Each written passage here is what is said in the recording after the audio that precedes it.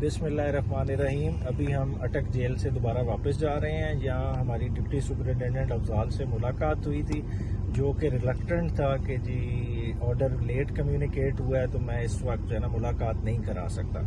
हालांकि अभी 10 मिनट पहले को तकरीबन 8 से ज़्यादा जो है ना प्रिजन वैन्स गई हैं। हालांकि रात के वक्त प्रिजनर्स की कोई मूवमेंट नहीं होती। ये जो कल जेल के अंदर नारेबाजी हुई थी, वो वाले कैदी इन्होंने मुख्तलिफ जेलों में शिफ्ट किए हैं, उनके लिए कोई रिस्ट्रिक्शन नहीं। हमारे पास हाई कोर्ट का ऑर्डर मौजूद था।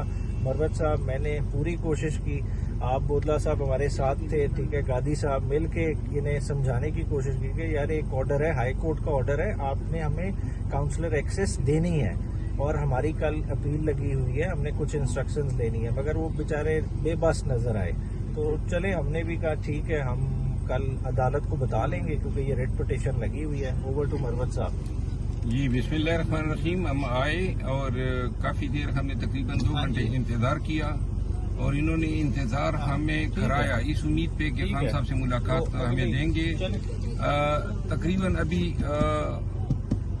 अभी उन्होंने हमें इतला की है कि जी सॉरी, हम आपकी मुलाकात नहीं करा सकते हैं। तो ये बात वो हमें 2 घंटे कबल बता देते, हमारा वक्त जो है बच जाता। हाई कोर्ट का ऑर्डर जो है वो मुसद्दिक़ नकल हमने उनको भी वकालतनामे हमने दस्तखत करने थे और खान साहब से हमने इंस्ट्रक्शन लेनी थी।